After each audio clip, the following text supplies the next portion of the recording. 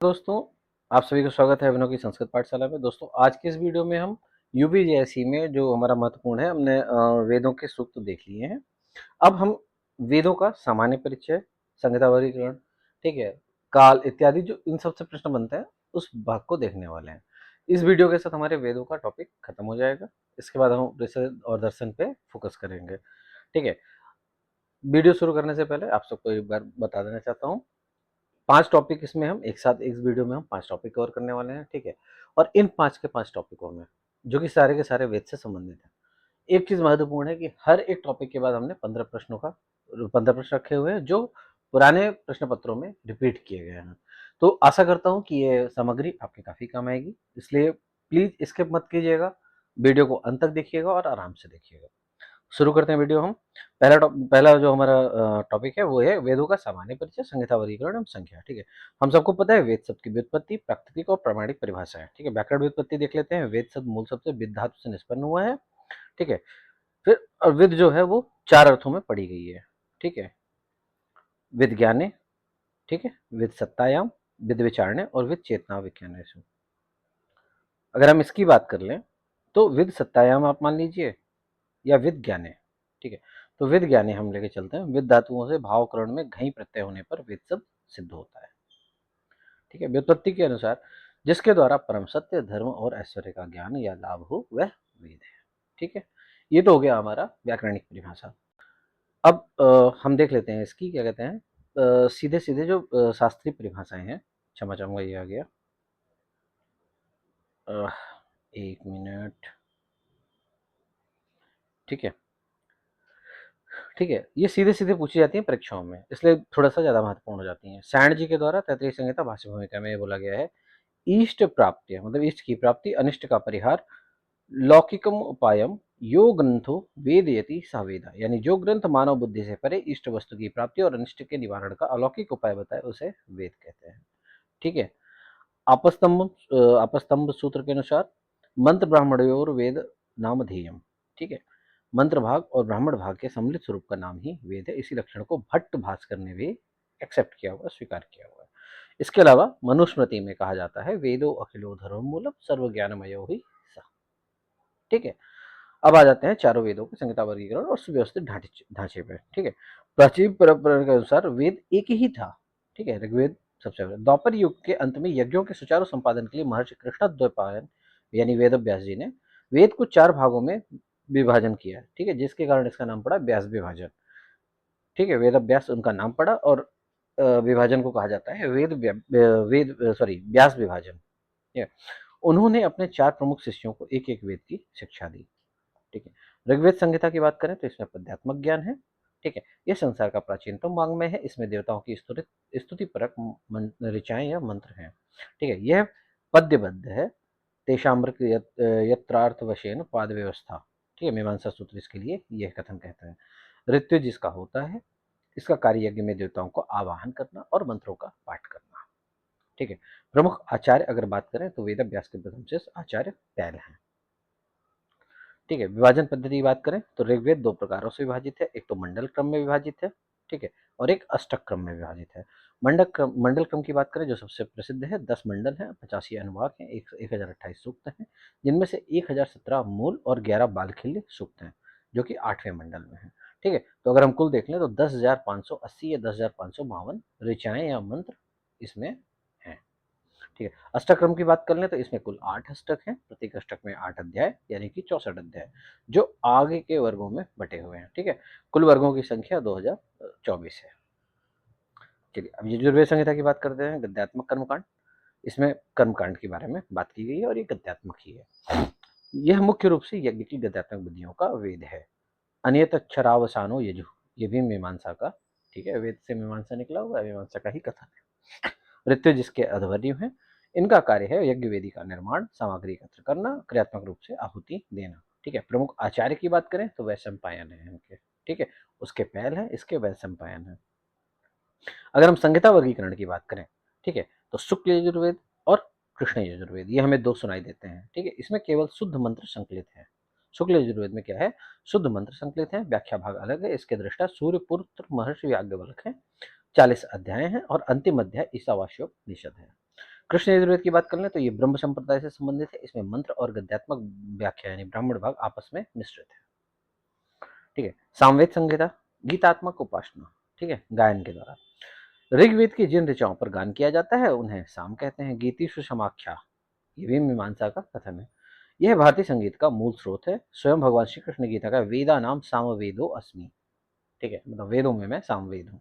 ऋत्विज जिसके उद्गाता है। इसका कार्य यज्ञ के समय साम मंत्रों का सुमधुर स्वर में गान करना है। ठीक है। विभाजन पद्धति की बात कर लें तो सामवेद को दो भागों में बांटा गया है, पूर्वार्चिक और उत्तरार्चिक। ठीक है, पूर्वार्चिक और उत्तरार्चिक। पूर्वार्चिक में 6 प्रपाठक हैं। 6 कांड आग्नेय, ऐन्द्र, पौमान, आरण्यक, महानाम्यार्चिक और योनिगान। ठीक है। बाद जो उत्तरार्चिक है उसमें 9 प्रपाठक हैं। सामवेद में कुल 1875 मंत्र हैं, जिनमें से केवल 75 मंत्र ही सामवेद के अपने मौलिक हैं। बाकी जितने भी हैं यानी कि 1800 मंत्र या 1800 ऋचाएं वो किससे है? ऋग्वेद से ली गई हैं, 10 की 10। ठीक है। बात कर लेते हैं अथर्ववेद की। लौकिक एवं आध्यात्मिक विज्ञान इसमें भरा हुआ है। ठीक है। तत्व है इसे ब्रह्मवेद, भैषज वेद, छंदोवेद या महिवेद भी कहा जाता है। ठीक है। इसमें शांति, पुष्टिकर्म, अभिचार, राष्ट्रभक्ति, आयुर्वेद और समाजशास्त्र का अद्भुत समन्वय है। इसकी जो संरचना है वो गद्य और पद्य से मिश्रित है। ठीक है।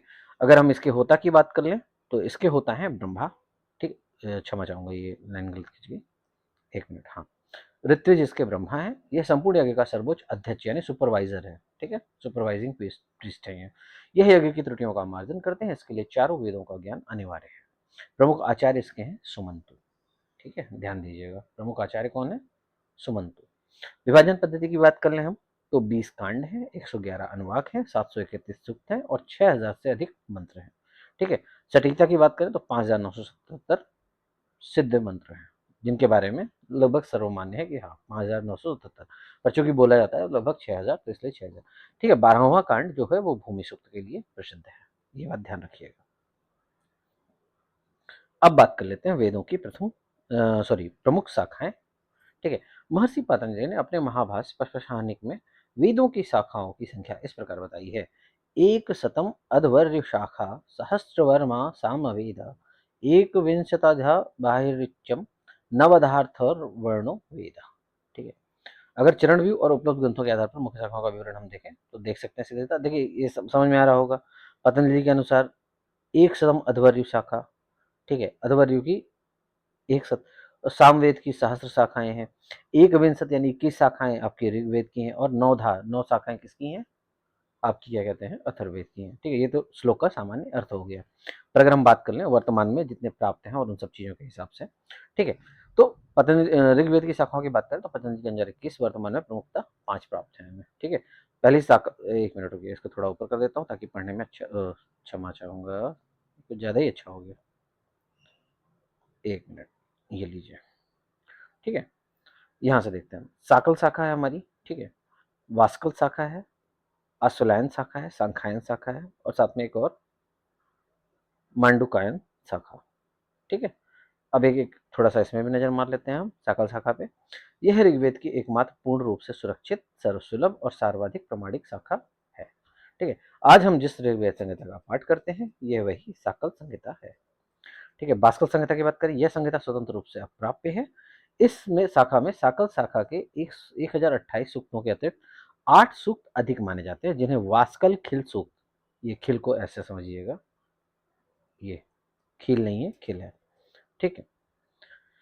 आशुलायन शाखा की बात करें, इसकी मूल संहिता संप्रति लुप्त है, मतलब प्राप्त ही नहीं है, परंतु इस शाखा के संबंध में आशुलायन स्रोत सूत्र और गृह सूत्र पूर्ण रूप से प्राप्त होते हैं, जो यज्ञ कर्मकांडों के आधार पर है। ठीक है। सांख्यायन शाखा की बात करें तो इसे कौशिक शाखा भी कहा जाता है। इसकी संहिता के कुछ अंश इससे जुड़े ब्राह्मण व अरण्यक ग्रंथ में आज भी उपलब्ध है। इसका पाठ्यक्रम साकल से थोड़ा भिन्न है। ठीक है। इससे पहले जो हमने साकल शाखा पढ़ी थी उससे भिन्न। अब बात करते हैं सबसे आखिर मांडुकायन शाखा या मांडुक्य। ठीक है। मांडुक्य उपनिषद भी इसी की परंपरा में है। महर्षि मांडुक्य से संबंधी यह शाखा प्राचीन काल में प्रसिद्ध थी, परंतु वर्तमान में इसकी संहिता पूर्णतः लुप्त हो चुकी है। पर चूंकि मांडुक्य उपनिषद उपलब्ध है इसलिए हम मानते हैं कि मांडुक शाखा है। यजुर्वेद की शाखाओं की बात कर लें तो पतंजलि के अनुसार 101 शाखा है, मैंने पहले ही बोला था। ठीक है। शुक्ल यजुर्वेद की मुख्य शाखाएं देखें तो माध्यम शाखा, ठीक है, सबसे ज्यादा प्रचलित है। उत्तर भारत में इस शाखा का पूर्ण एकाधिकार और प्रचलन है। दोपहर के समय इसके मंत्रों का साक्षात्कार होने के कारण इसे माध्यम दिन कहा गया है। इसके दृष्टा महर्षि याज्ञवल्क यानी वात्सनी के पुत्र वात्सनीय संहिता। ठीक है। इसीलिए इसे वात्स्ययनी संहिता भी कहा जाता है। 40 अध्याय, 303 अनुवाक और 1975 मंत्र। कर्ण शाखा की बात करें, यह शाखा मुख्य रूप से महाराष्ट्र और दक्षिण भारत में प्रचलित है। महर्षि कण्व इसके प्रवर्तक हैं। 40 अध्याय हैं, परंतु मंत्रों का क्रम भिन्न है। इसमें मंत्रों की संख्या कुल 2086 है। कृष्ण यजुर्वेद की बात कर लें हम, तो तैतरीय शाखा दक्षिण भारत में इस शाखा का सर्वाधिक प्रचार है। तैतरीय शाखा की बात करें, ठीक है, ये कृष्ण यजुर्वेद की तैतरीय शाखा। इसके प्रवर्तक महर्षि तितिर या वैशंपायन के शिष्य। इसका तैतरीय ब्राह्मण एवं मृण्डक वैदिक साहित्य की अमूल्य निधि है। तैतरीय ब्राह्मण हम सबको पता है। मैत्रायणी शाखा, इसके प्रवर्तक महर्षि मित्रायु के पुत्र मित्रावरुण माने जाते हैं। ठीक है, मित्रावरुण इसके प्रवर्तक हैं। इस संहिता में 4 कांड हैं। इनकी भाषा अत्यंत प्राचीन व स्वर प्रक्रिया विशिष्ट मानी जाती है। 2144 मंत्र इसमें है। कट शाखा की बात कर लेते हैं। इसके प्रवर्तक महर्षि ऋषि कट हैं। प्राचीन काल में यह शाखा कश्मीर के क्षेत्र में अत्यधिक लोकप्रिय थी। प्रसिद्ध कठोपनिषद इसी का अंतिम हिस्सा है। ठीक है, कपिस्थल शाखा यानी कपिष्ठ शाखा, यह कट शाखा से अत्यधिक साम्य रखती है। इसके प्रवर्तक महर्षि कपिस्थल हैं। यह संहिता वर्तमान में केवल खंडित या आंशिक रूप से ही उपलब्ध है। ठीक है, इसका ह्रास हो चुका है। अब सामवेद की बात कर लेते हैं। पतंजलि के अनुसार इसकी लगभग 1000 शाखाएं थी। ठीक है, कौथुम शाखा सबसे फेमस है। सामवेद की यह सबसे प्रसिद्ध और लोक प्रचलित शाखा है। उत्तर भारत और गुजरात में इसी शाखा के अनुसार सामगान का जीवित परंपरा है। सामगान की जीवित परंपरा है। ठीक है, इसके 2 भाग हैं, जैसे हम पहले बात कर चुके हैं, पूर्वार्चिक और उत्तरार्चिक, और कुल मंत्रों की संख्या है 1875। ठीक है, राणानीय शाखा की बात कर लें तो राणानीय शाखा में है। राणायनी शाखा में हम कौथुम शाखा से बहुत अधिक मिलती जुलती है। केवल उच्चारण की शैली और कुछ विशिष्ट स्वरों के प्रयोग में बहुत सा अंतर है। इसका प्रचलन मुख्यतः महाराष्ट्र, कर्नाटक और आंध्रा यानी कि साउथ साउथ इंडिया में है। ठीक है, अब जैमिनी शाखा की बात कर लेते हैं। इसके प्रवर्तक महर्षि जैमिनी है। इनका प्रचलन कर्नाटक और केरल के कुछ परंपरागत वेद पाठियों में ही सीमित है। इसकी गान पद्धति कौथुम से भिन्न और अधिक क्लिष्ट है। प्रसिद्ध केनोपनिषद इसी शाखा से संबंधित है। ठीक है, अथर्ववेद की शाखाएं पतंजलि के अनुसार 9 शाखाएं हैं। ठीक है, शौनक शाखा, यह अथर्ववेद की सबसे प्रामाणिक, सर्वमान्य और पूर्ण रूप से मुद्रित शाखा है। वर्तमान में प्रचलित अथर्ववेद संहिता यही शौनक संहिता है। यह 20 कांड, 111 अनुवाक और 731 सूक्तों में विभक्त है। पैपलाद शाखा की बात करें तो इसके प्रवर्तक महर्षि पैपलाद हैं। पिपलाद, ठीक है, यह शाखा दीर्घ काल तक लोकप्राय रही, परंतु बाद में इसके हस्तलिखित ग्रंथ कश्मीर और उड़ीसा से प्राप्त हुए हैं। शौनक शाखा की तुलना में इसके मंत्रों का क्रम भिन्न है। प्रसिद्ध प्रश्नोपनिषद इसी शाखा की देन है। ये प्रश्नोपनिषद लिखा हुआ है, प्रश्नोपनिषद है। ठीक है, इसी शाखा की देन माना जाता है। ठीक है, अब हम 4 सालों इसमें हम पिछले 15 वर्ष इस टॉपिक के हम 15 महत्वपूर्ण प्रश्नों को देखते हैं जो रिवीजन मोड में आ चुके हैं। ठीक है, मंत्र ब्राह्मणयोर वेद नामधेयम, यह वेदों का लक्षण किस आचार्य का है? आपस्तम्भ। ठीक है, और स्रोत सूत्र से लिया गया है। ऋग्वेद संहिता का विभाजन किन 2 क्रमों में होता है? तो मंडल क्रम और अष्टक क्रम। ऋग्वेद की कौन सी एकमात्र शाखा वर्तमान में पूर्ण उपलब्ध और जीवित परंपरा में है? वो है साकल शाखा। पतंजलि महाभाष्य के यजुर्वेद की कितनी शाखाओं का उल्लेख किया है? 101, 100तम अध्वर्य शाखा। ठीक है, वात्स्ययनी संहिता यजुर्वेद की किस शाखा को कहा जाता है? तो मध्यंधीन शाखा को। ठीक है, ये तो मैंने कारण उसका दिया हुआ है। ठीक है, अगला प्रश्न हमारा तैयार होता है। सामवेद के मंत्रों का गान करने वाले ऋषि को क्या कहा जाता है? तो उद्गाता कहा जाता है। ठीक है, सहस्त्रवर्मा सामवेदा, यहाँ वर्तमा शब्द से क्या मतलब है? तो वर्तमा का मतलब शाखा या मार्ग है। ठीक है, वर्तमा का मतलब शाखा या मार्ग है, ये ध्यान दीजिएगा। क्षमा चाहूंगा ये। ठीक है, शुक्ल यजुर्वेद की कांड संहिता में कुल कितने अध्याय और कितने मंत्र संकलित हैं? ठीक है, तो कई बार ऐसा पूछता है कितने अध्याय हैं, तो 40 अध्याय और 2086 मंत्र, जबकि माध्यम में 1975 है। तो ये थोड़ा सा एक अंतर है, इसको दिमाग में बिठा लीजिएगा। अथर्ववेद का कौन सा सूक्त है जो राष्ट्रीय? तो भक्ति सूक्त है हमारा। ठीक है, अथर्ववेद के 12वें कांड में संकलित है। कृष्ण यजुर्वेद की उस शाखा का नाम बताइए जिसका प्रचलन प्राचीन काल में मुख्यतः कश्मीर में था, जिससे एक प्रसिद्ध उपनिषद भी जुड़ा हुआ है। तो कट शाखा, कठोपनिषद। ठीक है, पूछ सकता है ये चीज, ये मान के चलिए कि प्रश्न घुमा फिरा के पूछ सकता है, कोई बहुत बड़ी बात नहीं है। सामवेद के कुल 1875 मंत्रों में से उसके स्वयं के कितने मौलिक मंत्र प्राप्त हैं? तो ये हमने थोड़ी देर पहले बात की, 75 मंत्र मौलिक रूप से प्राप्त है। ठीक है, यज्ञ में होने वाली गलतियों को सुधार और पूरे यज्ञ का सर्वोच्च निरीक्षण तो ब्रह्म करता है, ब्रह्मा करता है। ठीक है, वेद विचारणे धातु से बने वेद शब्द का अर्थ मीमांसा और दर्शन की दृष्टि से क्या है? सत्य और असत्य का सम्यक विचार या विवेचन करना। अथर्ववेद की शौनक शाखा कहते हैं। दूसरी कौन सी शाखा का हस्तलेख उड़ीसा और कश्मीर से प्राप्त हुए हैं? तो अभी थोड़ी देर पहले चर्चा की है, महर्षि पिपलाद द्वारा पैपलाद शाखा। ठीक है, ये आप देख लीजिए, ये बड़ा फेमस है, वही इष्ट प्राप्ति वाला।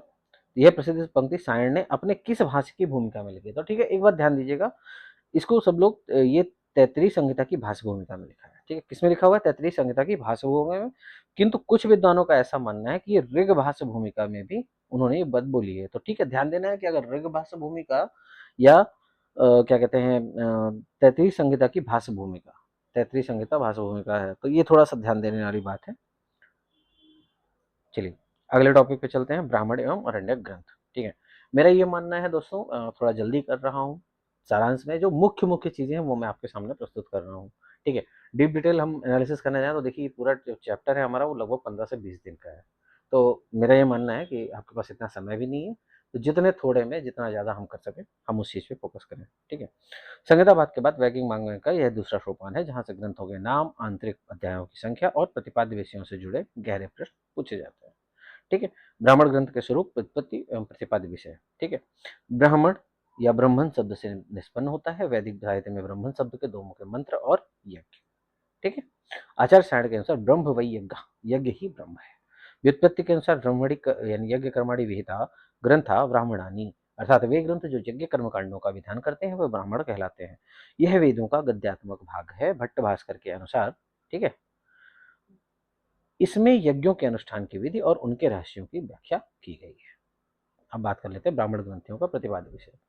ठीक है, आचार्य सबर स्वामी और मीमांसा शास्त्र के अनुसार ब्राह्मण ग्रंथों की विषय वस्तु को 10 भागों में विभाजित किया जाता है, जिसमें ब्राह्मण के 10 लक्षण कहे गए हैं। ठीक है, ये ब्राह्मण के 10 लक्षण हैं।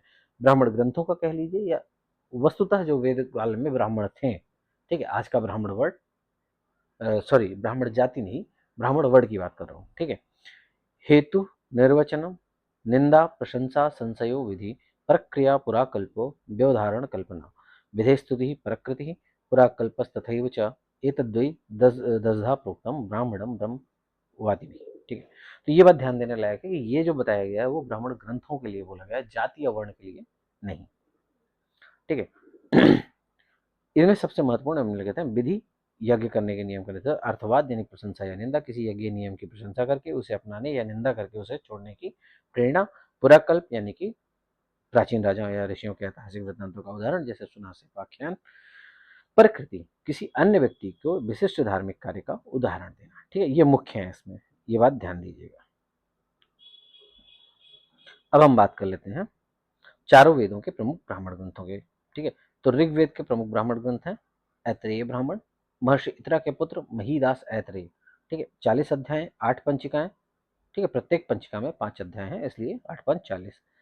इसमें सुना से आख्यान है, चरैवेति का अमर संदेश है। ठीक है, और साथ ही राज्याभिषेक नियमों का विस्तृत वर्णन है। ठीक है, कौशिक या सांख्यायन ब्राह्मण, महर्षि कुशीतक के शिष्य कौशिक, इसीलिए इसका नाम कौशितक तकी है। ठीक है, कुल अध्याय 30 है। यज्ञिक कर्मकांडों की दृष्टि से अधिक सुव्यवस्थित माना जाता है। इसमें रुद्र की महिमा का विशेष वर्णन है। यजुर्वेद के ब्राह्मण ग्रंथों की बात करें, शुक्ल यजुर्वेद का शतपथ ब्राह्मण। ठीक है, रचयिता महर्षि याज्ञवल्क्य। यह संपूर्ण वैदिक वाङ्मय का सबसे विशाल एवं महत्वपूर्ण ग्रंथ है। इसकी 2 शाखाएं हैं, माध्यान्ह शाखा, कांड शाखा। इसमें 100 अध्याय, 14 कांड, 7624 कंडिकाएं, 100 अध्यायों का कारण इसे शतपथ भी कहा जाता है। ठीक है, माध्यान्ह शाखा की बात कर लें तो इसमें 104 अध्याय और 17 कांड हैं। विशेष आख्यान की बात करें, इसमें जल प्लावन की कथा, मनु और मत्स्य अवतार, ठीक है, यहीं पे प्राप्त है। पुनर्वा उर्वशी आख्यान, शकुंतलोपाख्यान, वांगमनस आख्यान और हरिश्चंद्र आख्यान विस्तार से वर्णित है। ठीक है, अब बात कर लेते हैं कृष्ण यजुर्वेद के ब्राह्मण, तैतरीय ब्राह्मण की। ठीक है, महर्षि तैतिर की परंपरा, एग्जैक्ट कौन है ये नहीं पता। यह 3 कांडों या अष्टकों में विभक्त है। इसमें पुरुष में यज्ञ, नक्षत्र के देवता, यज्ञीय पशुओं का सुंदर विवेचन, यह गद्य और शौर प्रक्रिया की दृष्टि से अद्वितीय है। ठीक है, सामवेद के ब्राह्मण ग्रंथ सर्वाधिक 9 ब्राह्मण इसी के प्राप्त हैं। ठीक है, पर प्रायः आर्षेय ब्राह्मण परंपरा के अंतर्गत गिना जाता है। प्रेक्षक दृष्टि से मुख्य बिंदु निम्नलिखित हैं। तांडे ब्राह्मण या महाब्राह्मण। ठीक है, यह सामवेद का सबसे बड़ा ब्राह्मण है, जिसमें 25 अध्याय हैं, अतः इसे पंचविश ब्राह्मण भी कहा जाता है। ठीक है, व्रात्यत्य सोम यानी सोमयाग का वर्णन, जिसके द्वारा गैर आर्यों या पतित लोगों को पुनः समाज में शामिल किया जाता था। ठीक है, तो भैया घर वापसी पुरानी बात है, कोई नई बात नहीं।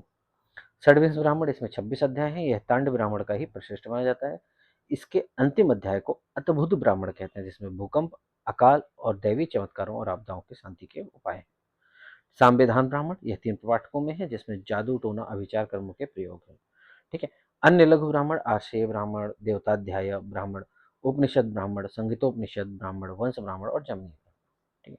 अथर्ववेद का ब्राह्मण ग्रंथ एकमात्र उपलब्ध है, जिसे हम गोपद ब्राह्मण के नाम से जानते हैं। यह अथर्ववेद का एकमात्र उपलब्ध ब्राह्मण ग्रंथ है। इसके रचयिता महर्षि गोपद है। यह 2 भागों में विभाजित है, पूर्व गोपद, उत्तर गोपद। 5 प्रपाठक और 6 प्रपाठक, कुल मिला के 11 प्रपाठक। ठीक है। इसमें ओंकार तथा गायत्री महिमा का विस्तृत दार्शनिक विवेचन है और यज्ञ में ब्रह्मा ऋत्विज के कर्तव्यों पर विशेष बल दिया गया है। अरण्यक ग्रंथों की बात करें, स्वरूप और वेदानुसार इनका स्वरूप देखा जाए तो अरण्य भवम आरण्यकम। ठीक है। जिन ग्रंथों का अध्ययन अध्यापन नगर या गांव से दूर शांत वनों में किया जाए उन्हें आरण्यक कहा गया है। यह कर्मकांड और ज्ञान कांड के बीच की कड़ी है। ठीक है। ये उपनिषद आपके जो हैं उनके और जो यज्ञों में यज्ञ इत्यादि, सॉरी, वेदों में जो यज्ञ इत्यादि की बात बोली गई है उनके मध्य की कड़ी है ये। ठीक है। कह सकते हैं हम कि ये उपनिषदों का कह सकते हैं एक ऐसा बिंदु है जहाँ पे भारतीय दर्शन की परंपरा जन्म ले रही थी, या भारतीय दर्शन परंपरा का विकास हो रहा था और स्पष्ट रूप से आने का कोशिश कर रही थी वहाँ पे परंपरा। ठीक है। ये तो हमने देख लिया। इनमें यज्ञों के स्थूल रूप के स्थान पर उनके आध्यात्मिक और प्रतीकात्मक यानी सिंबलिज्म पर विचार किया गया। इन्हें रहस्य भी कहा जाता है। वेदानुसार उपलब्ध आरण्यक ग्रंथों का बिंदुवार विवरण निम्नलिखित है। ठीक है। ऋग्वेद के 5 मुख्य ऐतरेय आरण्यक, 5 मुख्य अध्याय, ऐतरेय ब्राह्मण का ही निरंतर भाग है। सांख्यायन या कौस्तिक, इसमें 15 अध्याय हैं। कुछ अंश दर्शन शास्त्र के लिए बहुत महत्वपूर्ण है। ठीक है। यजुर्वेद के आरण्यक की बात करें तो बृहदारण्यक है। ठीक है। यह सतपथ ब्राह्मण के 14वें कांड का अंतिम हिस्सा है। यह आकार में बहुत विशाल है। तैत्तिरीय आरण्यक कृषि यजुर्वेद से जुड़ा हुआ है। कुल 10 प्रपाठक हैं। प्रपाठक या चित्त भी कहते हैं इसमें। ठीक है।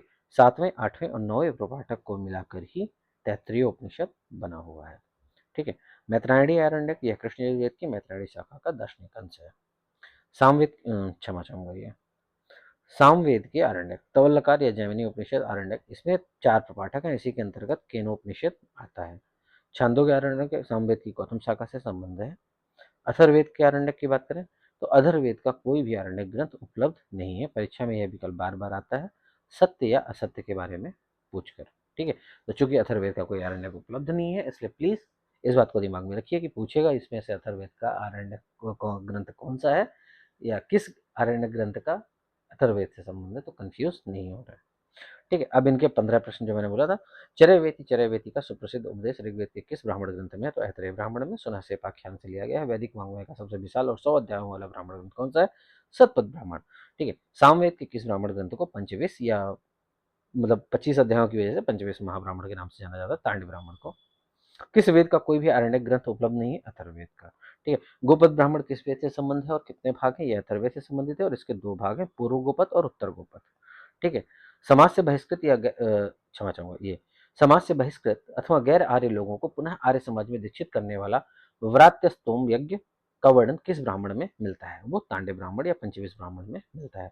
जल प्लावन की कथा, सृष्टि के विनाश और मनु व मत्स्य की कथा का प्राचीनतम विवरण कहाँ है, वो सतपथ ब्राह्मण के प्रथम कांड में है। ठीक है। ऐतरेय ब्राह्मण का संपूर्ण विभाजन किन इकाइयों में हुआ है, तो पंचिकाओं में और 40 अध्यायों में विभक्त है। ठीक है। 8 पंचिकाएं। पूर्वा और वशी के सुप्रसिद्ध आख्यान किस ब्राह्मण ग्रंथ में, सतपथ ब्राह्मण में 11वें कांड में मिलता है। ठीक है। इसके अलावा अद्भुत ब्राह्मण किस मुख्य ब्राह्मण ग्रंथ का अंतिम भाग या अध्याय माना जाता है, तो षड्विंश ब्राह्मण का आखिरी भाग। हेतु निवेचन निंदा प्रशंसा इस श्लोकों में किसका लक्षण या किस विषय वस्तु को बताया गया है, तो ब्राह्मण ग्रंथों के 10 प्रतिपाद्य विषय। तैत्तिरीय आरण्यक में अध्यायों को किस नाम से पुकारा गया है, उनकी कुल संख्या, तो प्रपाठक कहा गया है और उनकी कुल संख्या कितनी है, 10 है। ठीक है। 13वां प्रश्न हमारा, महर्षि महिदास ऐतरेय किस प्रसिद्ध ब्राह्मण ग्रंथ के दृष्टा या रचयिता माने गए हैं, तो ऐतरेय ब्राह्मण के नाम से ही पता चल रहा है। शुक्ल यजुर्वेद की कांड शाखा के सतपथ ब्राह्मण में कुल कितने अध्याय संकलित हैं, तो 104 अध्याय, जबकि मंदन शाखा के सतपथ में 100 अध्याय। ठीक है। शुक्ल में 104 है और मध्यान्ह दिन यानी कृष्ण में कितने हैं, 100। ये ध्यान देना है। ठीक है।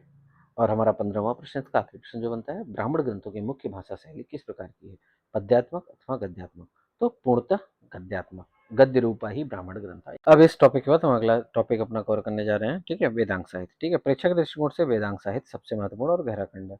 वेदों के यथार्थ अर्थ, शुद्ध उच्चारण और यज्ञों का सही समय निर्धारण करने के लिए 6 वेदांगों की रचना की गई थी। पाणिनि शिक्षा की अगर हम बात करें, में वेद को एक समष्टि पुरुष, वेद पुरुष मानाकर 6 वेदांगों को उनके अंगों के रूप में निरूपित किया। छंदः पादौ तु वेदस्य हस्तौ कल्पोऽथ पठ्यते, ज्योतिषमयनम मतलब नयन ज्योतिष है, चक्षु सॉरी ज्योतिष जो है वो चक्षु है, निरुक्तम श्रोतम उच्यते और निरुक्त को श्रोत कहा गया है। शिक्षाग्रहणम तो वेदस्य मुखम व्याकरणम स्मृतम तस्मात् अंगम अधित्यैव ब्रह्मलोके महीयते। ठीक है, ये हम सब ने पढ़ा हुआ है, 6 अंग माने गए हैं। ठीक है, वेद पुरुष का ग्रहण की बात करें यानी शिक्षा की बात करें, नाक की बात कर रहे हैं हम। तो उद्देश्य इसका क्या था? वेद मंत्रों के शुद्ध स्वर, वर्ण और मात्राओं के उच्चारण का ज्ञान कराना। ऋग्वेद के प्रतिशाख्य के अनुसार स्वर वर्णोपदेशी का शिक्षा। ठीक है, स्वर वर्णोपदेशी का शिक्षा किसके अनुसार? प्रतिशाख्य के अनुसार। मुख्य प्रतिपाद्य विषय की बात करें तो शिक्षा ग्रंथों में वर्णों के 6 तत्वों पर विचार किया जाता है। वर्ण, स्वर, मात्रा, बल, साम और संतान, ये तैतृय उपनिषद के अनुसार। ठीक है, पाणिनि शिक्षा का सबसे प्रामाणिक है पाणिनि शिक्षा जो है वो सबसे प्रामाणिक है। ठीक है, प्राकृतक और संस्कृत वाङ्मय के कुल 63 से 64 वर्ण, त्रिष्टि चतुष्टि वर्ण स्वीकार किए गए हैं। ठीक है, 63 और 64। तो ठीक है, आपके सामने आ सकते हैं कि कितने वर्ण स्वीकार किए गए हैं। ठीक है, अन्य शिक्षा ग्रंथों की बात करें तो क्षमा चाहूंगा, ये याज्ञवल्क्य शिक्षा, वशिष्ठ शिक्षा, नारदीय शिक्षा, जिसमें संगीत के 7 स्वरों को वैदिक स्वरों से सामंजस्य दिखाया गया, और मांडू की शिक्षा। ठीक, कल्प की बात करें, रिचुअल्स, वेद पुरुष के हस्त। ठीक है, इन्हें रिचुअल्स बोला जाता है, क्षमा चाहूंगा। ये इसका उद्देश्य क्या था? वेदों में बताए गए यज्ञ याग आदि कर्मकांडों को क्रमबद्ध रूप से क्रियान्वित करने का नियम। ठीक है, कल्पते समर्थ्यते याग प्रयोगो अननेति कल्पा। वर्गीकरण की बात करें, श्रौत सूत्र है रही। ठीक है, इसमें वेदों के बड़े और सार्वजनिक यज्ञों के, जैसे अग्निष्टोम सोमयज्ञ 10 पूर्ण मास की विधियां हैं। ठीक है, गृह सूत्र की बात करें तो इसमें मनुष्य के गर्भाधान से लेकर अंत्येष्टि तक के 16 संस्कार और पंच महायज्ञों का, यानी कि घरेलू या आदमी के जीवन से संबंधित, दाम्पत्य जीवन से संबंधित। ठीक है, धर्म सूत्र की बात करें, इसमें वर्ण, धर्म, आश्रम व्यवस्था, राजा के कर्तव्य, नागरिक नियम, न्याय व्यवस्था का वर्णन, यही आगे चलकर स्मृतियों के रूप में विकसित हुए। ठीक है, शूल सूत्र की बात कर लें, इसका संबंध केवल यजुर्वेद से है। शूल का अर्थ होता है रस्सी या नापने का धागा। इसमें यज्ञ वेदियों को नापने एवं उनके निर्माण का वैज्ञानिक गणित, इसे भारत का प्राचीनतम ज्यामिति ग्रंथ भी बोला जाता है। प्रमुख बौद्धायन शूल सूत्र, आपस्तंभ शूल सूत्र, आपस्तंभ शूल सूत्र। ठीक है, व्याकरण यानी मुख की बात कर लें, वेद पुरुष का मुख उद्देश्य शब्दों की प्रकृति और प्रत्यय का विश्लेषण करके उनके शुद्ध रूप को स्थिर करना। वेदांग में इसे सर्वप्रधान अंग माना गया है। प्रधानम च षष्ठसु, यानी 6 के 6 अंगों में से अंगेशु व्याकरणम सबसे प्रधान है। मुख्यकार महाभाष्यकार पातंजलि के अनुसार व्याकरण का 5 मुख्य प्रयोजन है: रक्षा, ऊह, आगम, लघु और असंदेह, यानी संदेह को खत्म करना। प्रमुख ग्रंथ की बात करें तो महर्षि पाणिनि रचित अष्टाध्यायी व्याकरण की त्रिमुनि परंपरा पाणिनि सूत्रकार है, कात्यायन वार्तिककार है और पतंजलि भाष्यकार है। ठीक है, तो त्रिमुनि। निरुक्त की बात करें तो वेद पुरुष के स्रोत यानी कान, वेदों के कठिन और अस्पष्ट शब्दों की व्युत्पत्ति और उनके अर्थ का प्रतिपादन करना, इससे व्याकरण का पूरक माना गया है। तो वेद और निरुक्त एक दूसरे के पूरक हैं, मतलब व्याकरण सॉरी क्षमा चाहूंगा, व्याकरण और निरुक्त। ठीक है, निरुक्त में वो बताया गया है जो समझ में नहीं आता सामान्य व्याकरण से, वो निरुक्त की सहायता से समझ में आता है। ठीक है, रचयिता की बात करें तो महर्षि यास्क इसके रचनाकार हैं। यह ग्रंथ वैदिक शब्दों के कोश में निघंटु पर लिखी गई एक विस्तृत व्याख्या है। निरुक्त में कुल 14 अध्याय हैं, 12 मुख्य और 2 परिशिष्ट। ठीक है, पद चतुष्टय यास्क के अनुसार भाषा में 4 प्रकार के पद होते हैं: नामः सत्व प्रधानानि नामानि, द्रव्य या संज्ञावाचक, आख्यातः भाव प्रधानम आख्यातम क्रियावाचक। ठीक है, संज्ञावाचक और क्रियावाचक। उपसर्ग ये स्वतंत्र अर्थ नहीं देते, क्रिया के साथ जुड़कर अर्थ बदलते हैं, जैसे प्रपरापसम इत्यादि। निपात उपमा पाद पूर्ण अर्थ विशेष को प्रकट करने वाले ये अव्यय हैं, अव्ययों को निपात बोला गया है। ठीक है, तो 4 चीजें होगी प्रत्यतुष्टय में, ये लीजिए समझिएगा इसको। एक तो संज्ञावाचक, क्रियावाचक, उपसर्ग और निपात। ठीक है, प्रत्यतुष्टय है यास्क के अनुसार, तो ये कई बार इंपॉर्टेंट हो जाता है, पूछता है। षड विकार के बारे में भी बात कर लेते हैं। आचार्य वात्स्यायनी के मत को उद्धृत करते हुए यास्क ने जीव और वस्तु के 6 भाव विकार माने हैं: जायते, अस्ति, विपरिणमते, वर्धते, अपक्षीयते और विनश्यति। ठीक है कितने हो गए? 6।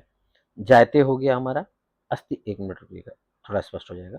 जायते हो गया, अस्ति हो गया, विपरिणीमते हो गया, वर्धते हो गया, अपक्षीयते हो गया और विनश्यति हो गया। ठीक है, ये 6 हो गए। छंद की बात करें तो वेद पुरुष के पैर हैं छंद। ठीक है, उद्देश्य है वैदिक मंत्रों की लय, गति और अक्षरों की संख्या को नियमित व सुरक्षित रखना। कात्यायन के अनुसार यदक्षर परिमाणम तत्छंदा। ठीक है, ये कात्यायन के अनुसार है। यदक्षर, जहां पे भी अक्षर का परिमाण है वो छंद है। प्रमुख ग्रंथ की बात करें तो पिंगलाचार्य द्वारा छंद सूत्र, इसमें वैदिक और लौकिक दोनों छंदों का विवेचन है। प्रमुख वैदिक छंद, प्रत्येक अक्षर संख्या का बढ़ता क्रम, प्रत्येक में 4-4 अक्षर बढ़ते हैं। गायत्री में 24 है, अनुष्टुप में 32 है, वृत्ति में 36, पंक्ति में 40, त्रिष्टुप में 44। ठीक है, और जगती में 48। ठीक है, ज्योतिष की बात कर लेते हैं। अब आंखों की बात करते हैं। वेद पुरुष के चक्षु यानी आंखें, यज्ञों के अनुष्ठान के लिए सटीक और शुभ काल, तिथि, नक्षत्र, ऋतु, अयन की गणना करना। वेदा ही यज्ञार्थम अभिप्रवृत्ता कुलानुपूर्व्या विहिताश्च यज्ञा। ठीक है, ये कहा गया है। प्रमुख ग्रंथ, लगध मुनि रचित वेदांग ज्योतिष। वेदांग ज्योतिष सबसे प्रमुख ग्रंथ है। इसके 2 रूप उपलब्ध हैं, एक तो आर्च ज्योतिष के नाम से है और एक याजुष ज्योतिष के नाम से है। ठीक है, आर्च ज्योतिष ऋग्वेद से संबंधित है, 36 श्लोक है। याजुष ज्योतिष यजुर्वेद से संबंधित है, 43 श्लोक है। ठीक है, अब इनसे जुड़े हुए 15 प्रश्नों को भी देख लेते हैं।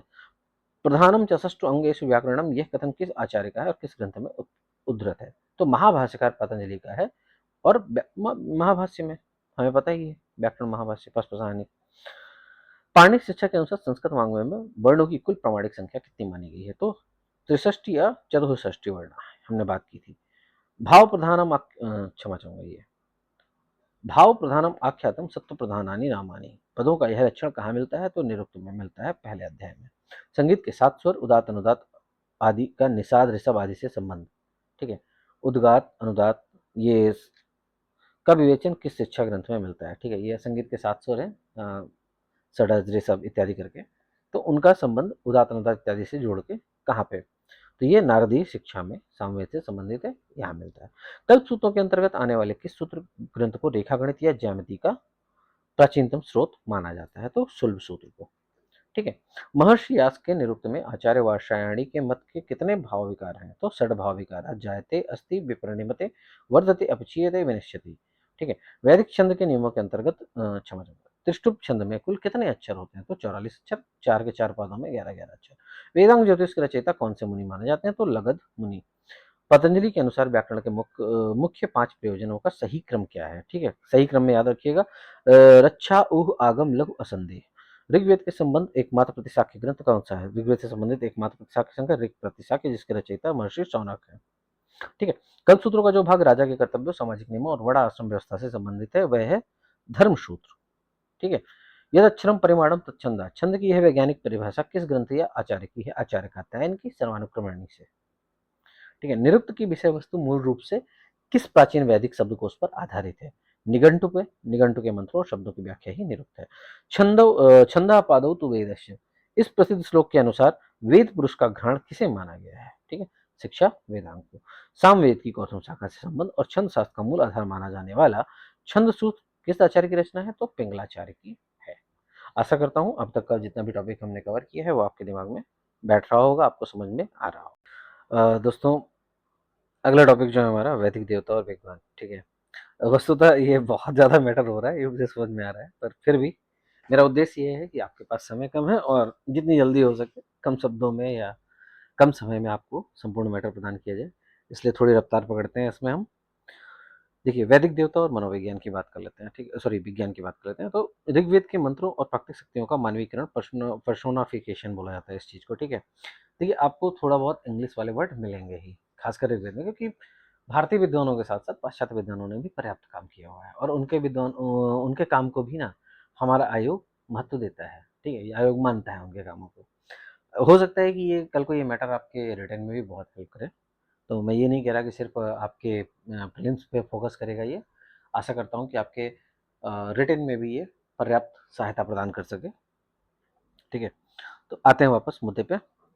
महर्षि यास्क ने अपने ग्रंथ निरुक्त के दैवत कांड में देवताओं के स्वरूप और उनके स्थान और उनकी विशेषताओं का वैज्ञानिक विवेचन प्रस्तुत किया है। ठीक है, देख लीजिए यास्क ने। ठीक है, देवताओं के स्वरूप और संख्या, है ना। वही 33 कोटि देवी देवता। मूल संख्या की बात करें तो वेदों में मूल रूप से 33 देवताओं, तेस्त्रिंशः देवाः का उल्लेख मिलता है। ऋग्वेद 1:139 11 के अनुसार 11 आकाश में, 11 पृथ्वी पर और 11 अंतरिक्ष में निवास करते हैं। ठीक है। आकार एवं स्वरूप की बात करें तो यास्क के अनुसार देवताओं के स्वरूप को लेकर आचार्यों में 3 मत हैं: साकार, निराकार और उभयविधा। साकार मतलब देवता मनुष्य की तरह अंगों वाले, वस्त्र और अस्त्र धारण करने वाले तथा रथों पर चलने वाले, जैसे इंद्र का वज्र, अग्नि की जिह्वा। ठीक है। निराकार अपुरुष विधा, देवता केवल प्राकृतिक चेतना है, जैसे अग्नि केवल भौतिक आग है, वायु केवल हवा है। और उभय विधा मिश्रित रूप, देवता मूलतः प्राकृतिक शक्ति है, परंतु स्तुति करते समय वे साकार रूप ग्रहण कर लेते हैं। तो ठीक है, आज हम जितना भी एथिस्ट और एनाथिस्ट का बात करते हैं ना, वो यहाँ पे बैठा हुआ है। यास्क के अनुसार देवताओं का त्रिविध वर्गीकरण। तो महर्षि यास्क ने स्थान के आधार पर समस्त वैदिक देवताओं को मुख्य रूप से 3 श्रेणियों में विभाजित किया है। प्रत्येक स्थान का एक प्रधान या प्रतिनिधि देवता है। पृथ्वी स्थानीय देवता, प्रधान देवता अग्नि। ठीक है। अन्य देवता कौन है? सोम, पृथ्वी, बृहस्पति, नदियां, सरस्वती इत्यादि। ठीक है। विशेषता क्या है? ये मनुष्यों के सबसे भौतिक रूप से निकट हैं। यज्ञ की आहुतियों को अन्य देवताओं तक पहुंचाने का कार्य इसी वर्ग के देवता करते हैं, खासकर अग्नि। अब बात कर लेते हैं अंतरिक्ष स्थानीय देवताओं की। तो प्रधान देवता है इंद्र या वायु। ठीक है, दोनों है। अगर देखा जाए तो इंद्र के लगभग 200 सूक्त हैं और अग्नि के भी, सॉरी, 250 सूक्त और 200 सूक्त ऐसे समथिंग सूक्तों में इंद्र और अग्नि प्राप्त होते हैं ऋग्वेद में। तो ये मान के चलिए कि महत्वपूर्ण देवता तो हैं ये। अंतरिक्ष स्थानीय देवताओं में इंद्र या वायु प्रधान देवता है। उसके अलावा रुद्र, मरुत, पर्जन्य, आप और मातुरेश्वा। ठीक है। विशेषता ये बादलों, विद्युत, झंझावत, वर्षा और भौतिक शक्ति के अधिपति। ठीक है। चूंकि कृषि प्रधान व्यवस्थाएं थी तो इनका स्वाभाविक है ये होना। धूस्थानीय देवताओं की बात करें हम, ठीक है, सेलेस्टियल या स्काई गॉड्स, जो स्वर्ग इत्यादि की परंपरा से है। प्रधान देवता इसके सूर्य है, पहुंच से दूर है। वरुण, विष्णु, उषस, सवित्र, मित्र और अश्विनव देवस। ठीक है। ये ब्रह्मांड के सर्वोच्च प्रकाश, अमृत और नैतिक नियमों के संचालक व रक्षक हैं। ठीक है। यही एक रीजन है जो अवेस्ता से ऋग्वेद में साम्यताएं प्राप्त होती है, वो कहीं ना कहीं इन्हीं की वजह से प्राप्त होती हैं। ठीक है। अब परीक्षा में अक्सर सीधे विशेषण देकर, देखिए, प्रमुख देवताओं का चरित्र और विशेषण है, इसे मैंने रखा हुआ है इसमें, ये समझिएगा। परीक्षाओं में अक्सर सीधे विशेषण देकर पूछा जाता है कि यह किस देवता का वाचक है। नीचे प्रमुख देवताओं का बिंदुवार विवरण प्रस्तुत है। ठीक है।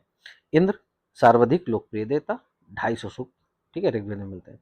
ये अंतरिक्ष के राजा हैं और युद्ध व वर्षा के देवता हैं। अत्यंत शक्तिशाली, गौरवर्ण और विशाल उदर वाले हैं।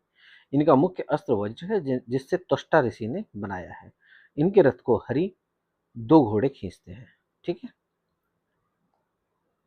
प्रमुख विशेषण क्या है?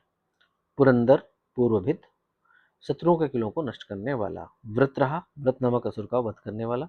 मघवा, परम ऐश्वर्यशाली है धनी। वज्री या वज्रबाहु, हाथ में वज्र धारण करने वाला। सचीपति, सची यानी इंद्राणी का स्वामी या सात्विक शक्ति का स्वामी। शतक्रतु, 100 यज्ञ करने वाला या अपार बुद्धिमत्ता वाला। सुमपा, सोम रस का अत्यधिक पान करने वाला। अग्नि, ऋग्वेद के द्वितीय लोकप्रिय देवता। देखिए मैंने बोला था ना, 200 सूक्त है इनके। ऋग्वेद का पहला मंत्र ही अग्निमीढ़े पुरोहितम, ये देवताओं के मुख है। ठीक है। इनका रथ सोने जैसा चमकीला है, जिसके लाल घोड़े खींचते हैं, रोहित। ठीक है। ये मनुष्यों के घरों को के अतिथि माने जाते हैं। प्रमुख विशेषण पुरोहित, यज्ञ को आगे बढ़ाने वाला या सबसे आगे स्थापित। जातवेदा, उत्पन्न हुए समस्त चराचर जीवों को जानने वाला। कविकृतु, त्रिकालदर्शी, त्रिकालज्ञ, प्रज्ञावान, संकल्पवान, कर्म करने वाला। घृतपृष्ठ, घृतलोमा, ये हमने अपने पुराने वीडियो में जब इनके अग्निमेढ़े पुरोहितम कर रहे थे तब हमने समझा था। घृतपृष्ठा, घृतलोमा, घी की आहुति से जिनकी पीठ और बाल चमकते हो। शोचिस केसा, हरिकेशा, अग्नि के लपटों और उपयोगी दीप्तिमान बालों वाला। दमूनाशा, घर का रक्षक या प्रिय अतिथि। हव्य वाहन, यज्ञ की आहुतियों को देवताओं तक वहन करने वाला, ले जाने वाला। वरुण, नैतिक नियमों के अधिपति हैं। ये धूस्थानीय देवता हैं। ऋग्वेद में इन्हें ऋत, मुरल और कॉस्मिक ऑर्डर, मुरल एंड कॉस्मिक ऑर्डर का रक्षक माना गया है। ठीक है। ये सुनहरे वस्त्र धारण करते हैं और आकाश में इनके गुप्तचर स्पसहा या स्पस घूमते रहते हैं, जो मनुष्यों के पाप पुण्य को देखते हैं। पास इनका मुख्य अस्त्र है। ठीक है। प्रमुख विशेषण, क्षमा चाहूंगा, प्रमुख विशेषण धृत व्रता, नियमों या व्रतों को दृढ़ता से धारण करने वाला। ऋतस्य गोपा, ब्रह्मणी और नैतिक व्यवस्था का रक्षक। उल्संसह, विस्तृत रूप से स्तुति करने योग्य। मायावी, अपनी दिव्य शक्ति से सृष्टि का संचालन करने वाला। ठीक है। रुद्र की बात कर लेते हैं। संहारक और कल्याणकारी शक्ति है ये। ठीक है। संहारक भी है और स्थ्यु भी है। ये अंतरिक्ष स्थानीय देव हैं। इन्हें जटाधारी और संहारक शक्ति के रूप में चित्रित किया गया है, लेकिन साथ ही ये वैद्यों के वैद्य और औषधियों के स्वामी भी हैं। ठीक है। कपर्दी, सुंदर जटाओं को धारण करने वाला, ये इनका विशेषण है। जलास भेषजा, शीतलता प्रदान करने वाली और अचूक औषधियों से युक्त। त्र्यंबकः, तीन नेत्रों या तीन माताओं वाले। ठीक है। भीम अथवा उग्रह, दुष्टों के लिए भयानक। अच्छा, महत्वपूर्ण देवियों की देवी भी है एक हमारी ऊसस। ठीक है। प्रभात की देवी, सुबह की। यह दो स्थानीय देवी है। ऋग्वेद में ऊसस का सौंदर्य वर्णन अद्भुत है। इन्हें एक नर्तकी की भांति सुंदर वस्त्रों में सजी हुई युवती के रूप में कल्पित किया गया है। प्रेमिक विशेषण क्या है? दिवोदुहिता, आकाश की पुत्री। एक मिनट, हाँ। सुभगा, परम सौभाग्यवती और ऐश्वर्य देने वाली। मघोनी ही धन धान से युक्त, प्रमोदानशीला। भाई, दिन होगा तभी तो लोग काम करेंगे ना। ठीक है। पुरानी युवती, नित्य पुरातन होते हुए भी हर सुबह नई नवयौवना के रूप में प्रकट होने वाली। ठीक है। एक्चुअली ये सब ये ना बड़ी विस्तार से बात करने की है, पर अब समस्या ये है कि हमारे पास समय बहुत कम है। विष्णु त्रिविक्रम देव चरित्र, ऋग्वेद में ये दो स्थानीय देव हैं और सूर्य के ही एक गतिशील रूप है। इनका सबसे प्रमुख कार्य संपूर्ण ब्रह्मांड को 3 कदमों में नापना। ठीक है। वामन अवतार। उरुक्रम, उरुगाय, विशाल कदम बढ़ाने वाले या जिनके कदमों की सर्वत्र स्तुति होती है। त्रिविक्रम, 3 पगों में 3 लोगों को नापने वाले। गरिष्ठा, पर्वतों पर निवास करने वाले या ऊंचाइयों पर स्थित। अब इससे हम जुड़े हुए 15 प्रश्नों को देख लेते हैं। महर्षि व्यास के अनुसार अंतरिक्ष स्थानीय देवताओं का प्रधान प्रतिनिधि कौन है? इंद्र या वायु। ठीक है। ऋग्वेद में ऋतस्य गोपा किसे कहा गया है? वरुणदेव को कहा गया। जातवेदा कवि क्रतु, ये किसे कहा गया है? अग्निवेद को कहा गया है। दिवोदुहिता किसे कहा गया है? उषस को कहा गया है। ठीक है। ऋग्वेद के अनुसार इंद्र के रथ को खींचने वाले 2 घोड़ों के नाम हरिभ्याम इंद्रो याति, ठीक है, बोला गया है। उरुक्रम और त्रिविक्रम विशेषणों का संबंध किस स्थानीय देवता से है? तो विष्णु से ही है। ठीक है। यास्क रचित निरुक्त के अनुसार देवताओं के निवास स्थानों की कुल संख्या कितनी है? तो 3 है। ठीक है। कुल कितने देवता हैं? 33 है। जलास भेषज किसे कहा गया है? तो रुद्र को कहा गया है। ऋग्वेद के कुल 1028 सूक्तों में सर्वाधिक लगभग 250 सूक्त किसके हैं? इंद्र के हैं। ठीक है। 200 अग्नि के और 250 इंद्र के। वरुण देव के उन गुप्तचरों को वेद में क्या कहा गया है जो मनुष्यों के पाप पुण्य देखते हैं? स्पस या स्पसा। ठीक। कपर्दी किसको बोला गया है? रुद्र को लिए, जटाधारी होने के कारण। दमुना शब्द का अर्थ घर का अतिथि या रक्षक किस देवता? अग्नि के लिए। ठीक। इंद्र का मुख्य अस्त्र वज्र किस ऋषि की अस्थियों या शिल्पियों द्वारा निर्मित है? तो कथानक के अनुसार तो दधिच की ऋषि की हड्डियां हैं और देव शिल्पी त्वष्टा ने निर्माण किया है इसका। त्वष्टा, निर्माणकर्ता कौन है? त्वष्टा। सत्य प्रधान नामानी भाव प्रधानम आख्यातम का विवेचन करने वाले यास के निरूपण में देवताओं से संबंधित कांड का नाम क्या है? दैवत कांड। ठीक है। निरुक्त में है दैवत कांड, ये बात याद रखिएगा। हो सकता है पूछे दैवत कांड किससे संबंधित है? सतपथ ब्राह्मण का नाम दे दे, दुनिया भर की चीजों का नाम दे दे, साथ में निरुक्त रखा रहे, आपके दिमाग में आए ही ना। ठीक है, तो गलत हो सकता है ना। पुरंदर शब्द का यौगिक अर्थ क्या है और यह किसे इंगित करता है? तो पुर अर्थात किलों को नष्ट करने वाला, पुरंदर दारुण मतलब नष्ट करने वाला, और यह इंद्र को इंगित करता है। ठीक है मित्रों। अब सबसे महत्वपूर्ण, जिससे 1-2 प्रश्न हर बार हमारे सामने आते हैं, वेदों का काल निर्धारण। ठीक है। वेदों का काल निर्धारण एक अत्यंत जटिल और विचार प्रधान खंड है।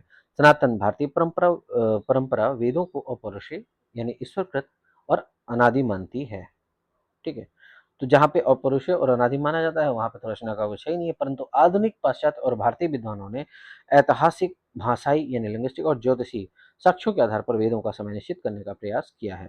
ठीक है। इस खंड में परीक्षाओं में विद्वानों के नाम पूछे जाते हैं, उनकी पुस्तकों के नाम पूछे जाते हैं और उनके द्वारा निर्धारित समयावधि के बारे में सीधा प्रश्न पूछ लिया जाता है। कई बार इसको पता है कैसे आता है? पुस्तकों का नाम कर दिया और एक तरफ रचनाकारों के नाम कर दिया और उन्हें मिलाने के लिए दे दिया, एक तो ये।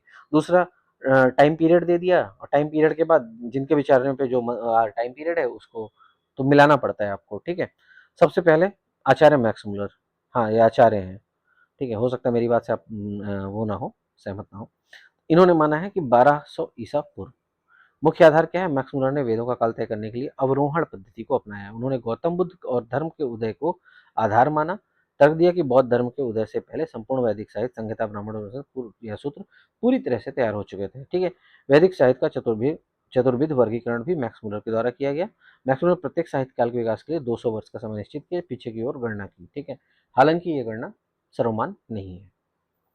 सूत्रकाल 600 ईसा पूर्व से 400 ईसा पूर्व, ब्राह्मण काल 800 ईसा पूर्व से 600 ईसा पूर्व, मंत्र काल 1000 ईसा पूर्व से 800 ईसा पूर्व, वहीं पे छंद काल 1200 ईसा से 1000 ईसा पूर्व। ठीक है, विशेषता आगे चलकर अपनी ही पुस्तक गिफोर्ड लेक्चर्स में मैक्स मुलर ने स्वयं स्वीकार किया कि पृथ्वी पर ऐसी कोई शक्ति नहीं है जो यह निश्चित कर सके कि वैदिक मंत्र 1200 ईसा पूर्व लिखे गए थे या 2000 ईसा पूर्व। ठीक है, तो ठीक है, स्कॉलर है, बेसिक बेसिक उसने स्टार्ट में किया, उसके बाद उसे समझ में आया कि नहीं भैया ये तो मैंने गलत कर दिया, तो उसने खुद ही बोला कि भैया कोई डिसाइड नहीं कर सकता कि 2000 ईसा पूर्व में थे या उससे पहले थे या बाद के हैं, कोई नहीं डिसाइड कर सकता। ठीक है, आगे आते हैं बाल गंगाधर तिलक का ज्योतिषीय आधार है। ठीक है, निर्धारित काल 6000 ईसा पूर्व से 4000 ईसा पूर्व। ठीक है, द ओरियन और Arctic home in the Vedas, दो पुस्तकें हैं, एक 1893 में है और एक 1903 में है। मुख्य आधार की बात कर लें, तिलक ने वेदों का काल निर्धारण ज्योतिषी साक्ष्यों, ठीक है, एस्ट्रोनॉमिकल एविडेंसेस के आधार पर किया हुआ है। उन्होंने वेदों में वर्णित वसंत संपात की स्थिति जब दिन और रात बराबर होते हैं को आधार माना। ठीक है, उसके आधार पर उन्होंने बोला अदिति काल, ठीक, 6000 ईसा पूर्व से 4000 ईसा पूर्व मृगशिरा नक्षत्र से पहले का काल अत्यंत प्राचीन ऋच है। ठीक है, मृगशिरा काल 4000 ईसा से 2500 ईसा पूर्व, जब वसंत संपात मृगशिरा नक्षत्र में था। तिलक के अनुसार यही ऋग्वेद का मुख्य रचना काल है। ठीक, कृतिका काल की बात कर लें तो जब वसंत संपात कृतिका नक्षत्र में आया, यह तैतरीय संहिता और ब्राह्मण ग्रंथों का काल है। ठीक है, 2500 ईसा पूर्व से 14000 ईसा पूर्व। और अंतिम काल की बात कर लें, प्री बुद्धिस्ट पीरियड 1400 ईसा पूर्व से 5000 ईसा पूर्व, सॉरी 500 ईसा पूर्व, सूत्र ग्रंथों का निर्माण। ठीक है, अब हरमन जैकोबी, इनका भी नाम काफी फेमस है, ज्योतिषीय आधार पे इन्होंने भी माना है। 45 निर्धारित काल रखा है उन्होंने 45,000 ईसा पूर्व से 2500 ईसा पूर्व तक। आधार है जर्मन विद्वान जैकोबी ने भी तिलक की भांति स्वतंत्र रूप से ज्योतिष शास्त्र को ही आधार माना। उन्होंने ऋग्वेद के कल्पसूत्रों में वर्णित ध्रुव तारे की स्थिति और वसंत संपात की गणना की। ठीक है, सिद्धांत की बात करें, जैकोबी के अनुसार वैदिक काल में कृतिका नक्षत्र से 9 वर्ष की शुरुआत होती थी। गणती और खगोलीय गणना के आधार पर उन्होंने ऋग्वेद के सबसे प्राचीन हिस्से का समय 4500 ईसा पूर्व निर्धारित किया। तिलक और जैकोबी के निष्कर्ष काफी मिलते जुलते हैं, जिससे ज्योतिषी आधार का बल मिला। ठीक है, विंटरनिज ये भी काफी इंपॉर्टेंट हो जाता है, 2500 ईसा पूर्व से 2000 ईसा पूर्व। ठीक है, मुख्य पुस्तकें हिस्टोरी ऑफ इंडियन लिटरेचर। ठीक है, आधार क्या है इनका, विंटरनिज ने मैक्स मुलर के 1200 ईसा पूर्व वाले सिद्धांत का कड़ा खंडन किया। उन्होंने कहा कि वैदिक भाषा और शास्त्रीय संस्कृत के बीच इतना गहरा और विशाल अंतर है कि उसे केवल कुछ सौ वर्षों में समेटा नहीं जा सकता। ठीक है, विंटरनिज ने भाषाई विकास, प्राकृतिक भाषाओं के उदय, जैन व बौद्ध धर्म के ऐतिहासिक साक्ष्यों का मिलान करते हुए वेदों को 2500 ईसा पूर्व का माना है। ठीक है, अब इससे जुड़े हुए कुछ प्रश्न देख लें। देखिए आप चाहें ना तो इसमें 4 ही बनेंगे, 4 खंड मुख्य बनेंगे। एक 2500 वाला विंटरनिज का, ठीक है, जैकोबी का जो हम देखते हैं, जैकोबी का बनता है 4500 ईसा पूर्व, तिलक जी का बनता है हमारा 6000 ईसा पूर्व, और एक मिनट, मैक्स मुलर का बनता है 1200 ईसा पूर्व। ठीक है, तो 4 ही है मुख्य, याद रखिएगा, मोटा मोटी संख्याओं में परेशान मत होइएगा। अब इनके 15 प्रश्नों को हम देख लेते हैं। हाँ, क्षमा चाहूंगा। हाँ, बाल गंगाधर तिलक ने वेदों का काल निर्धारण करने के लिए मुख्य रूप से किस वैज्ञानिक पद्धति का उपयोग किया, तो ज्योतिषी गणना और नक्षत्रों की स्थिति। द ओरियन नामक सुप्रसिद्ध पुस्तक के लेखक लोकमान्य बाल गंगाधर तिलक।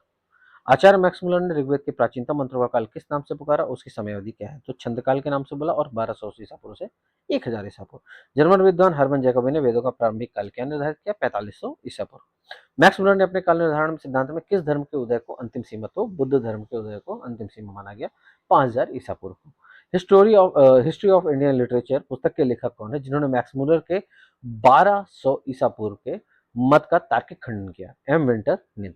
तिलक के अनुसार जब वसंत संपात मृगशिरा नक्षत्र में था तब ऋग्वेद की मुख्य संहिताओं की रचना हुई थी, तो मुख्य संहिताओं की रचना काल क्या हो गया, 4000 ईसा पूर्व से 2500 ईसा पूर्व के बीच में। विंटरनिज ने भाषाई और ऐतिहासिक साक्ष्यों के आधार पर वेदों का रचना काल समानता क्या स्वीकार किया, तो 2500 ईसा पूर्व से 2000 ईसा पूर्व। मैक्स मुलर की अवरोहण पद्धति के अनुसार ब्राह्मण काल का समय क्या निश्चित किया गया, 800 ईसा पूर्व से 600 ईसा पूर्व। तिलक की उस पुस्तक का नाम क्या है जिन्होंने आर्यों का मूल हिस्सा, तो Arctic home in the Vedas, ठीक है, उत्तरी ध्रुव माना था इन्होंने। छंद काल, मंत्र काल, ब्राह्मण काल और सूत्र काल, ये वेदों का चतुर्वेद वर्गीकरण किस पाश्चात्य विद्वान की देन है? आचार्य मैक्स मूलर की। ठीक है, इसलिए मैंने आचार्य बोला था इन्हें। किस पाश्चात्य विद्वान ने स्वयं स्वीकार किया कि वेदों का काल 1200 ईसा पूर्व से 2000 ईसा पूर्व? पुनः मैक्स मूलर ने। जैकोबी ने वेदों का काल निर्धारण करने के लिए कल्प सूत्रों से में वर्णित किस खगोलीय पिंड, क्षमा चाहूंगा, किस खगोलीय पिंड की स्थिति की गणना की थी? तो पोलर स्टार, ध्रुव तारे की, क्षमा चाहूंगा। तिलक के वर्गीकरण के अनुसार कृतिका काल 2500 ईसा पूर्व से 1400 ईसा पूर्व में किस प्रकार के वैदिक साहित्यों की रचना हुई? तो तैत्तिरीय संहिता और विभिन्न ब्राह्मण ग्रंथों की। पाश्चात्य विद्वान ए वेवर, ठीक है, मैक्स मुलर के मत का समर्थन करते हुए वेदों का काल सामान्यतः क्या माना था? तो उन्होंने माना था 1500 ईसा पूर्व। ठीक है दोस्तों, तो ये था वेद से संबंधित, क्योंकि सूक्त हम पहले कर चुके हैं, और वेदों से संबंधित जितना भी मैटर आपके परीक्षा में ज़्यादा उपयोगी है उसका एकात्मिक विवरण। अगर मेरा यह प्रयास आपको अच्छा लग रहा है तो वीडियो को लाइक कीजिए, जो नए साथी हैं चैनल को सब्सक्राइब कीजिए और अपने मित्रों तक यह जानकारी अवश्य प्रेषित कीजिए।